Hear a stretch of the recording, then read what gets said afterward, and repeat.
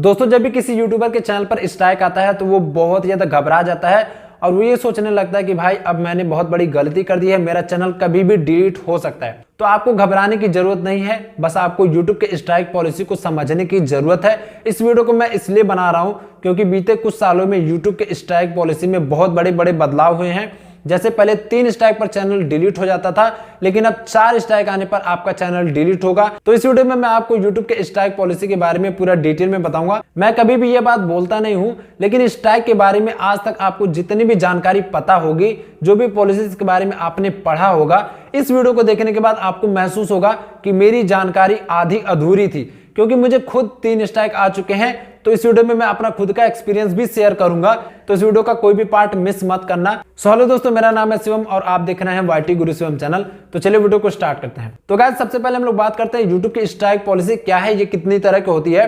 तो देखिए यूट्यूब की स्ट्राइक पॉलिसी टोटल 2 तरह की होती है और ये उन क्रिएटर्स को दी जाती है जो लोग यूट्यूब के कम्युनिटी गाइडलाइन को वायलेट करते हैं, उनको एक सजा के तौर पर ये स्ट्राइक दी जाती है। स्ट्राइक टोटल 2 तरह के होते हैं, पहला होता है कम्युनिटी गाइडलाइन स्ट्राइक एंड दूसरा होता है copyright strike. Community guideline strike केवल यूट्यूब की तरफ से आता है एंड कॉपीराइट स्ट्राइक कोई भी आपको दे सकता है जिसका आप कंटेंट इस्तेमाल कर रहे हैं, एंड कई बार तो फेक स्ट्राइक भी मिल जाती है।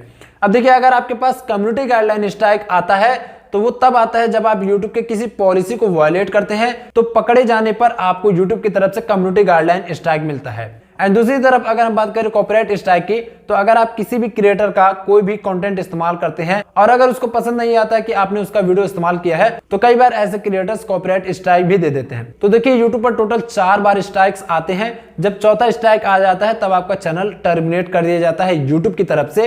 ये चारों स्ट्राइक कब कब आते हैं, चलिए ये भी मैं आपको बता देता हूं। तो सबसे पहले आपको आता है वार्निंग स्ट्राइक, जो कि काउंट नहीं किया जाता है। अगर आपके चैनल पर एक बार वार्निंग स्ट्राइक आ जाता है तो वो जिंदगी भर आपके चैनल पर पड़ा रहता है, लेकिन उससे आपको कोई दिक्कत नहीं होती है। आज से कुछ साल पहले की अगर हम बात करें तो YouTube पर वार्निंग स्ट्राइक नहीं मिलती थी, डायरेक्ट 1, 2, 3 स्ट्राइक मिलती थी और चैनल टर्मिनेट। लेकिन अभी के टाइम पर YouTube ने अपने पॉलिसी में काफी बड़ा बदलाव किया है और वो खुद मानता है कि क्रिएटर से गलती हो जाती है तो पहली बार वो वार्निंग स्ट्राइक देता है, एंड दूसरी बार आपको जब स्ट्राइक आता है तब आपके चैनल पर 1 हफ्ते के लिए अपलोडिंग वगैरह सब कुछ बंद कर दिया जाता है। मतलब 1 हफ्ते के लिए आपके चैनल को लॉक कर दिया जाता है। ना ही वीडियो अपलोड कर सकते हैं, ना ही कम्युनिटी पोस्ट कर सकते हैं, ना ही आप लाइव स्ट्रीम कर सकते हैं, ना ही स्टोरी लगा सकते हैं, मतलब कुछ भी एक्टिविटी नहीं कर सकते। एंड जब आपको दूसरा स्ट्राइक आता है तो वो टोटल 90 दिनों के लिए आपके चैनल पर बना रहता है। 90 दिनों के बाद ही वो एक्सपायर होता है। 1 हफ्ते के बाद आप वीडियो वगैरह अपलोड कर सकते हैं, लेकिन वो 90 दिनों तक आपके चैनल पर बना रहता है। एंड अगर उसी 90 दिन के अंदर आपको तीसरा स्ट्राइक मिल गया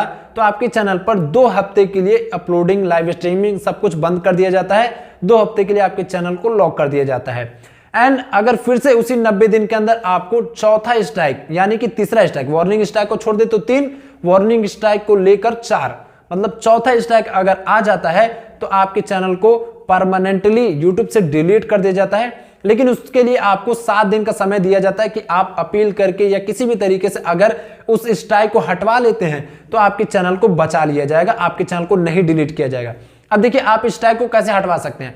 अब मान लीजिए अगर आपके चैनल पर कम्युनिटी गाइडलाइन स्ट्राइक आया है तो वो केवल YouTube ही हटा सकता है और वो तब हटेगा जब आपने YouTube की पॉलिसी को वायलेट ना किया हो। लेकिन अगर हम वहीं पर बात करें कम्युनिटी गाइडलाइन स्ट्राइक की, आपने किसी का कंटेंट इस्तेमाल किया एंड वो आपको 3 कॉपीराइट स्ट्राइक दे देता है, वार्निंग स्ट्राइक छोड़कर 3 कॉपीराइट स्ट्राइक अगर वो आपको दे देता है, तो आपको किसी भी तरह से उससे हाथ जोड़कर, उससे माफी मांगकर, उसके सामने झुककर किसी भी तरीके से आपको 7 दिन के अंदर कम से कम 1 स्ट्राइक तो हटवाना है।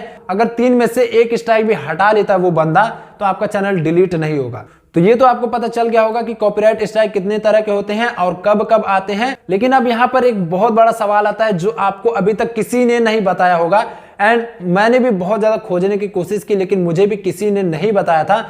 ये मैंने खुद से एक्सपीरियंस किया जब मुझे 3 स्ट्राइक आए। ये सबसे बड़ा क्वेश्चन आप सबके माइंड में जरूर आता होगा। वार्निंग स्ट्राइक को छोड़कर जब आपको पहला स्ट्राइक मिलता है तो आपके चैनल पर 1 हफ्ते के लिए अपलोडिंग वगैरह बंद कर दी जाती है। लेकिन मान लीजिए 90 दिन एक्सपायर होने के बाद आपको फिर से 1 स्ट्राइक मिला, तब क्या होता है, तब आपको फिर से 1 हफ्ते के लिए ही अपलोडिंग बंद होती है। यहां पर आपने बहुत बार सुना होगा ना कि जब सेकंड स्ट्राइक आता है तो 2 हफ्ते के लिए अपलोडिंग बंद हो जाती है, लेकिन वो तब होता है जब 90 दिन के अंदर आपको 2 स्ट्राइक मिले। मेरे साथ क्या हुआ कि मुझे पहले एक बार आया वार्निंग स्ट्राइक, दूसरी बार मुझे आया पहला स्ट्राइक, तब मेरे चैनल पर 1 हफ्ते के लिए अपलोडिंग वगैरह सब कुछ बंद हो गया और 90 दिन के बाद मेरा वो स्ट्राइक एक्सपायर हो गया। फिर मुझे आ जाता है सेकेंड स्ट्राइक। फिर मुझे लगा कि अब मेरा अपलोडिंग 2 हफ्ते के लिए बंद हो जाएगा, लेकिन 1 हफ्ते के बाद से ही मेरा अपलोडिंग चालू हो गया, क्योंकि मेरा जो पहला स्ट्राइक था वो एक्सपायर हो चुका था। एंड जब फिर से मुझे दोबारा से स्ट्राइक आया तो वहां से फिर से 1 से गिनती चालू हुई, जिसकी वजह से मेरे चैनल पर केवल 1 हफ्ते के लिए ही अपलोडिंग बंद हुई। एंड मान लीजिए आपका फिर से जो दूसरा वाला स्ट्राइक है वो 90 दिनों के बाद एक्सपायर हो गया, उस बीच आपको कोई स्ट्राइक नहीं आया, फिर 90 दिन के बाद आपको तीसरा स्ट्राइक देखने को मिल गया, तो क्या होगा? तो भी आपका चैनल डिलीट नहीं होगा, क्योंकि ऐसे केस में फिर से वहां से 1 से काउंट होना शुरू हो जाता है। देखिए, जब आपके चैनल पर 90 दिन के अंदर 1, 2 या 3 स्ट्राइक आता है तभी दिक्कत होती है, लेकिन आपका पहला स्ट्राइक 90 दिन तक रहा, उस बीच कोई स्ट्राइक नहीं आई, वो एक्सपायर हो गया।